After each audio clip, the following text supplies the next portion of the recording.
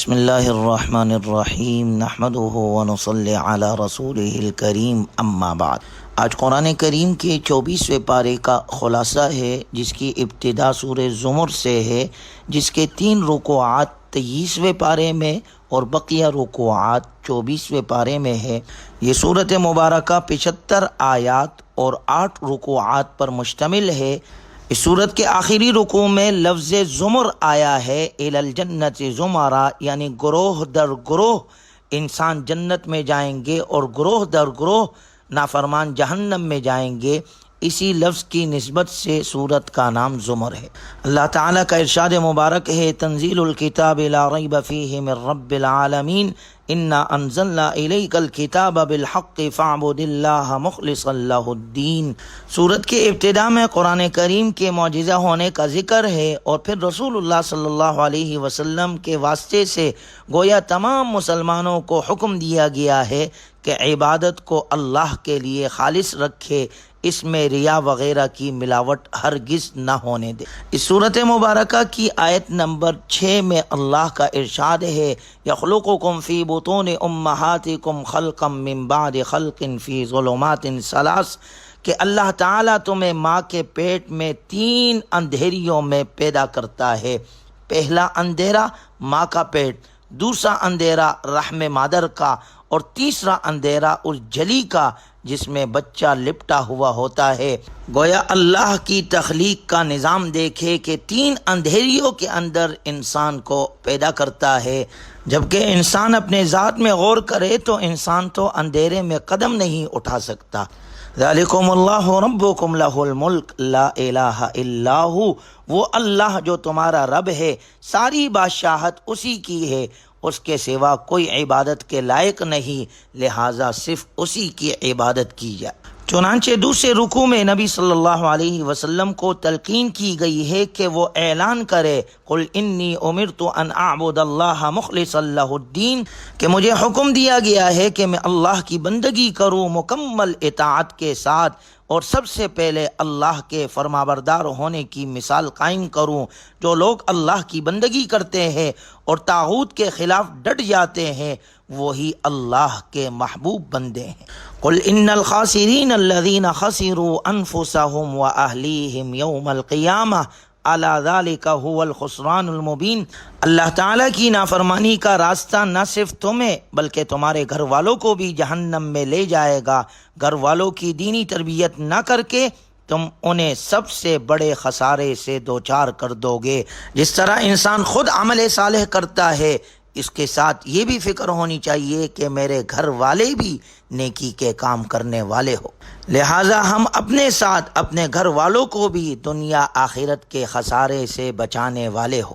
چنانچہ تیسرے رکوع میں اللہ نے ذکر کیا ہے، افمن شرح اللہ صدرہ للاسلام فہو علی نور من ربہ، کہ اللہ جس بندے کے لیے خیر کا فیصلہ فرماتا ہے اس کا سینہ شریعت پر عمل کے لیے کھول دیتا ہے۔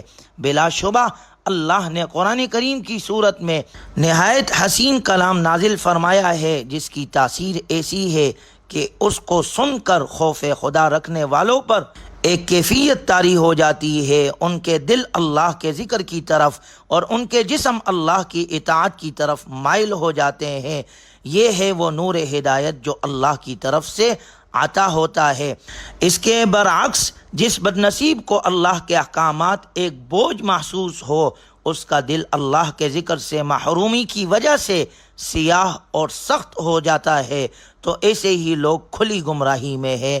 اس کے بعد اگلی آیات میں عقیدہ توحید کی نعمت کو ایک مثال کے ذریعے سے واضح کیا گیا ہے۔ اگر ایک غلام کے باہم لڑنے والے کئی آقا ہو تو اس کی زندگی انتہائی مشکلات کا شکار ہوگی۔ اس کے برعکس جس غلام کا صرف ایک ہی آقا ہوگا وہ بڑے سکون میں ہوگا۔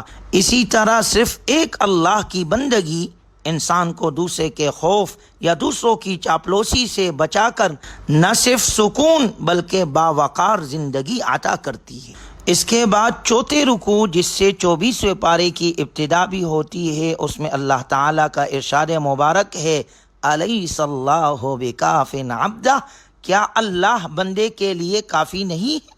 وہ اللہ جو کل اختیار رکھتا ہے، جو چاہے سو کر سکتا ہے اور جو چاہے سو دے سکتا ہے۔ مشرکین ان لوگوں کو جو صرف اور صرف اللہ ہی کو معبود مانتے تھے اپنے خود ساختہ معبودوں کی ناراضگی سے ڈراتے تھے۔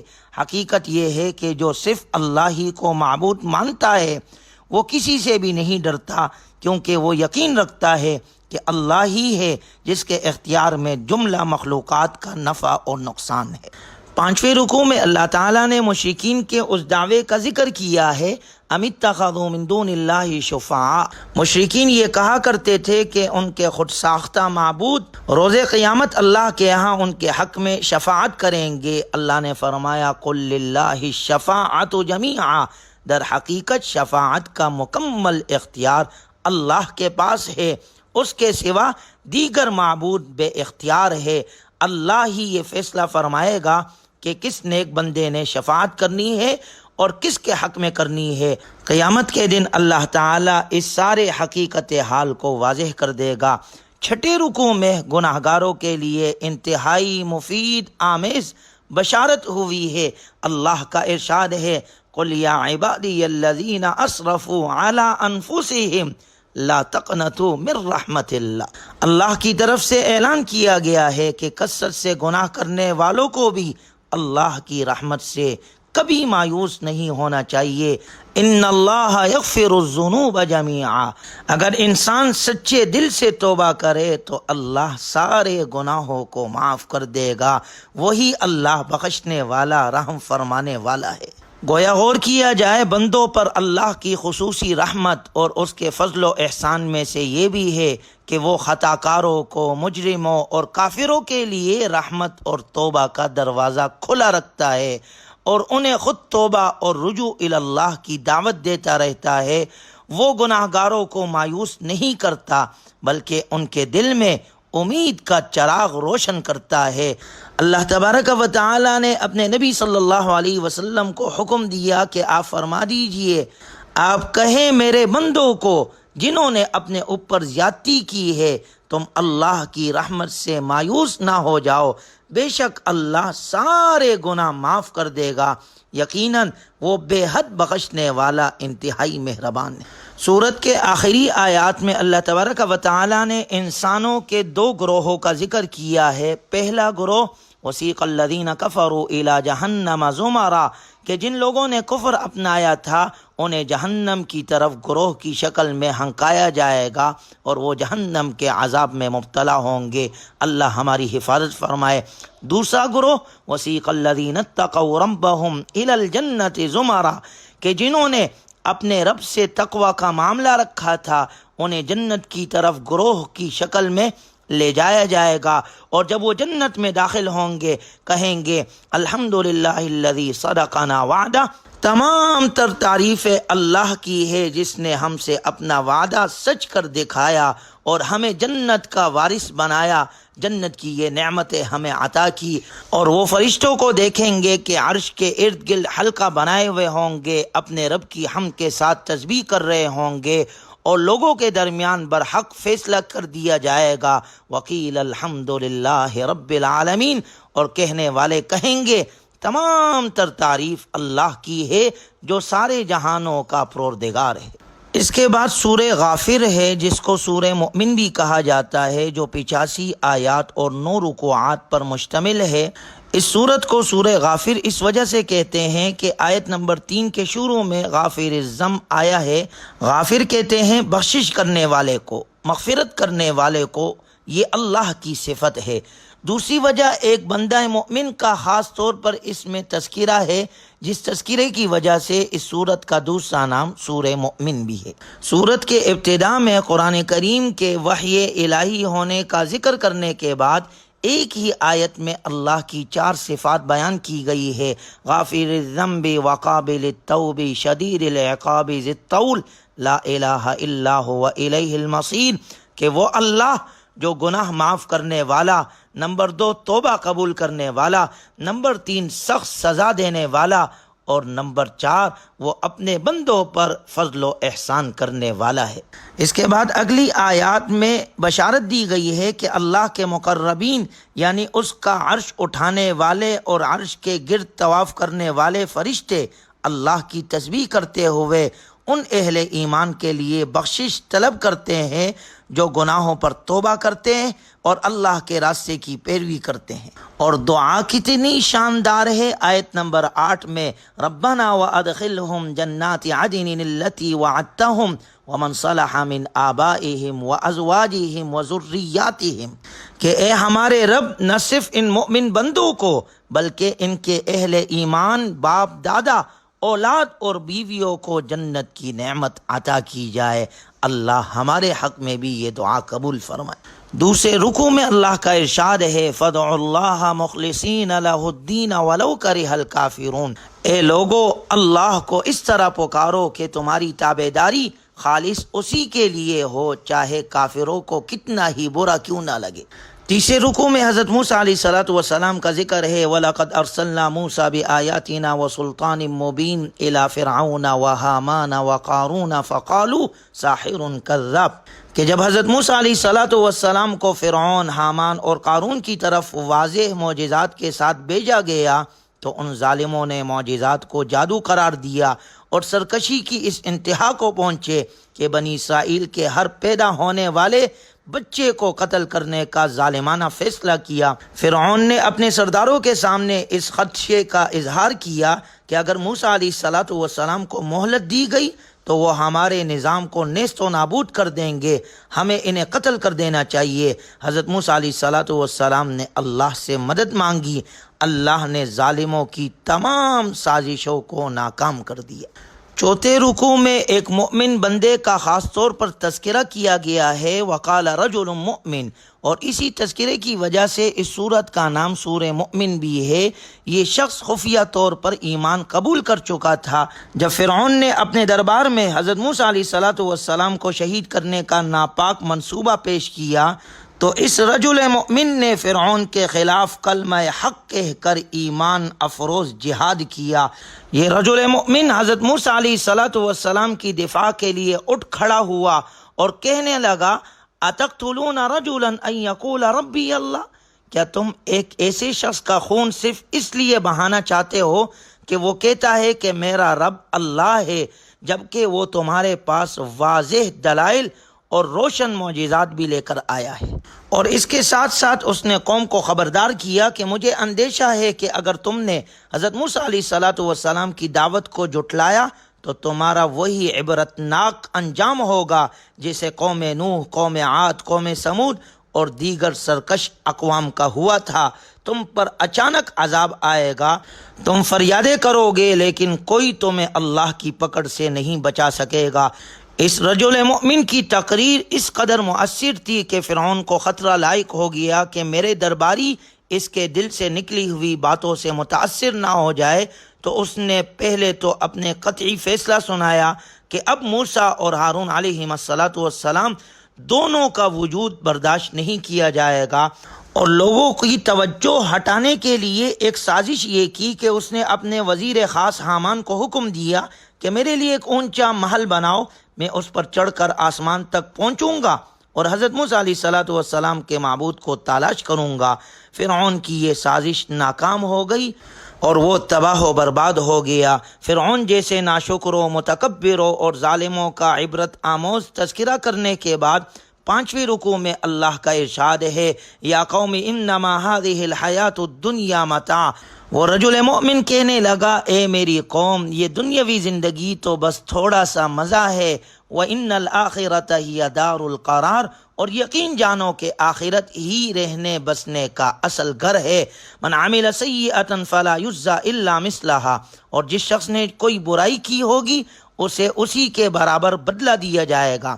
ومن عمل صالحا من ذکر او انثى وهو مؤمن، اور جس نے نیک کام کیا ہوگا چاہے وہ مرد ہو یا عورت ہو، جبکہ وہ مومن ہو، فَأُولَئِكَ يَدْخُلُونَ الْجَنَّةَ يُرْزَقُونَ فِيهَا بِغَيْرِ حساب، تو ایسے لوگ جنت میں داخل ہوں گے، وہاں انہیں بے حساب رزق دیا جائے گا۔ اور وہ رجل مومن کہنے لگا وَيَا قَوْمِ مَا لِي أَدْعُوكُمْ إِلَى النَّجَاةِ وَتَدْعُونَنِي إِلَى النَّارِ، اور اے میری قوم، یہ کیا بات ہے کہ میں تمہیں نجات کی طرف دعوت دے رہا ہوں اور تم مجھے آگ کی طرف بلا رہے ہو؟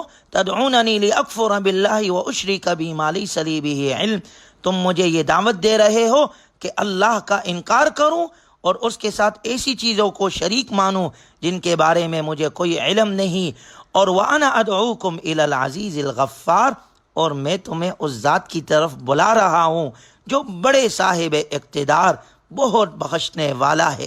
چنانچہ چھٹے رکوع میں اللہ نے ذکر کیا اِنَّا لَنَنصُرُ رُسُلَنَا وَالَّذِينَ آمَنُوا فِي الْحَيَاةِ الدُّنْيَا وَيَوْمَ يَقُومُ الْأَشْهَادُ، کہ اللہ تعالیٰ اپنے رسولوں اور اہل حق کی دنیا اور آخرت میں ضرور مدد فرمائے گا۔ ظلم اور زیادتی کرنے والوں کی کوئی معذرت آخرت میں قبول نہ ہوگی۔ اہل حق کو نصیحت کی گئی کہ وہ دشمنان حق کے مقابلے میں اللہ کی پناہ طلب کرے اور اللہ کے ساتھ اپنے تعلق کو مضبوط بنائے۔ ساتویں رکوع میں اللہ کی نعمتوں کا ذکر ہے کہ اس اللہ نے رات کو ہمارے لیے آرام اور سکون اور دن کو کام کاج کے لیے بنایا، زمین کو بچھونا بنایا اور آسمان کو محفوظ چھت، ہمیں عمدہ صورتوں میں تخلیق کیا اور انتہائی پاکیزہ رزق عطا کیا۔ بلا شبہ اللہ ہی ہمارا خالق، رازق اور مالک اور ہر ضرورت پوری کرنے والا رب ہے۔ سورت کے اختتام میں پہلے رسول اللہ صلی اللہ علیہ وسلم کو صبر کی تلقین کی گئی ہے اور اس کے بعد جھٹلانے والوں کو زمین پر چل پھر کر ہلاک شدہ اقوام کا انجام اور ان کے آثار دیکھنے کی تلقین کی گئی ہے۔ ان اقوام کو بھی اپنی ظاہری قوت اور مادی وسائل پر بڑا ناز تھا، انہوں نے انبیاء کے معجزات اور اپنے انبیاء کے تعلیمات کا انکار کیا تو وہ بھی عذاب کی مستحق ٹھہری۔ اس کے بعد سورہ فصلت ہے جو 54 آیات اور 6 رکوعات پر مشتمل ہے۔ اس سورت کی 30 آیت میں اللہ کا ارشاد ہے کتاب فصلت آیاتہ قرآنا عربیا لقوم یعلمون، یہ ایسی کتاب ہے جس کے معنی، مضامین، مقاصد، مواضع، احکام، امثال، وعدے، وعیدے اور قصص سب بالکل واضح ہے، ان میں کوئی ابہام اور کوئی اخفا نہیں۔ قرآن کریم کی اسی صفت کی وجہ سے سورت کا نام سورہ فصلت ہے۔ اس سورت میں چونکہ سجدہ تلاوت آیا ہے اس لیے اسے حامیم سجدہ بھی کہا جاتا ہے۔ سورت کے دوسرے رکوع میں بتایا گیا ہے کہ اللہ تعالیٰ نے زمین اور اس کے جملہ خزانے 4 دنوں میں بنائے، 7 آسمان 2 دنوں میں تخلیق کیے، پھر زمین اور آسمانوں کے کردار کے لیے ایک ضابطہ طے کیا۔ جس اللہ نے یہ سب تخلیقی عمل کیا، کیا کوئی اور اس کا شریک ہو سکتا ہے؟ افسوس ہے شرک کرنے والوں پر، اگر وہ باز نہ آئے تو ان کا انجام بھی وہی ہوگا جو قوم عاد، قوم سمود کا ہوا۔ قوم عاد نے تکبر سے اللہ کی بندگی کی دعوت کو ٹکرایا اور دعویٰ کیا، کہنے لگے من اشد منا قوہ، کہ کوئی ہے جو ہم سے زیادہ طاقتور ہو۔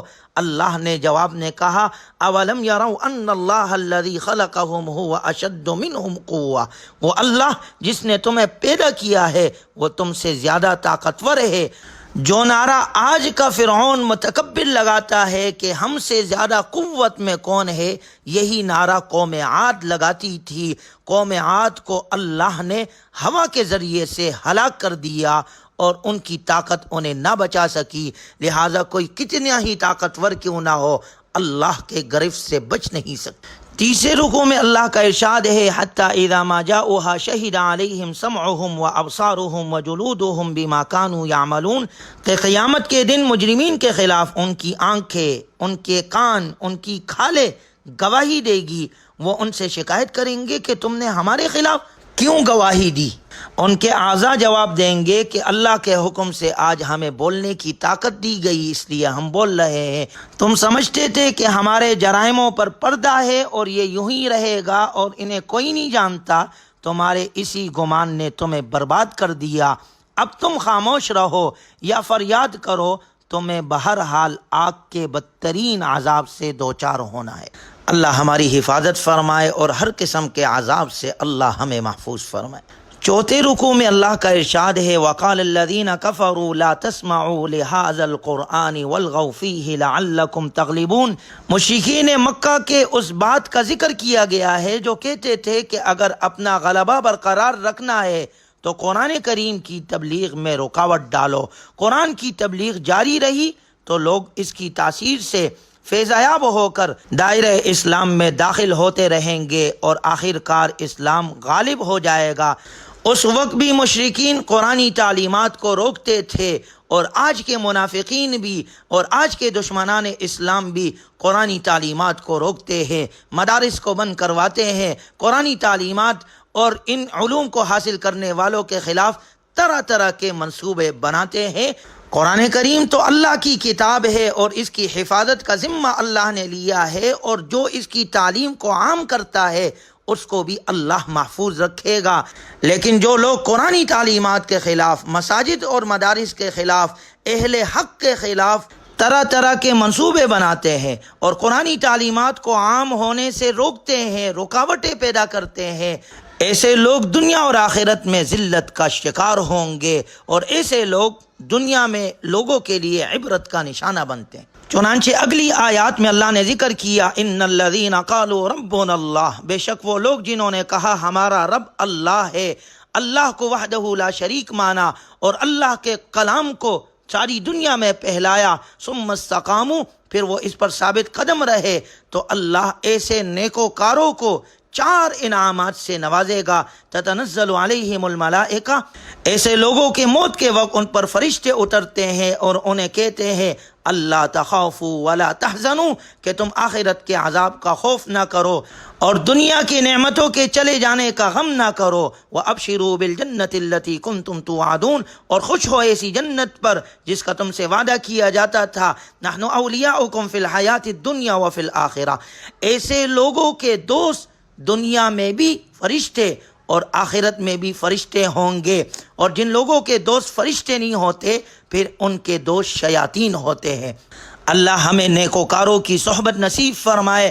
5ویں رکوع اور سورت کی آیت نمبر 33 میں اللہ کا ارشاد ہے وَمَنْ أَحْسَنُ قَوْلًا مِّمَّنْ دَعَا إِلَى اللَّهِ، اس سے اچھی بات کس کی ہو سکتی ہے جو اللہ کی طرف بلائے، توحید کی دعوت دے اور سلامتی کا پیغام ساری دنیا میں بانٹتا پھرے اور قرآنی تعلیمات کو عام کرے، وعمل صالحا، اور خود بھی اچھا عمل کرے، وقال اننی من المسلمین، اور کہے کہ میں تو فرمانبرداروں میں سے ہوں۔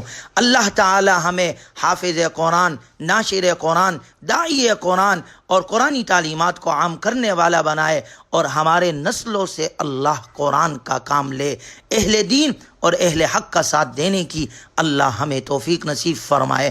وآخر دعوانا ان الحمد للہ رب العالمین۔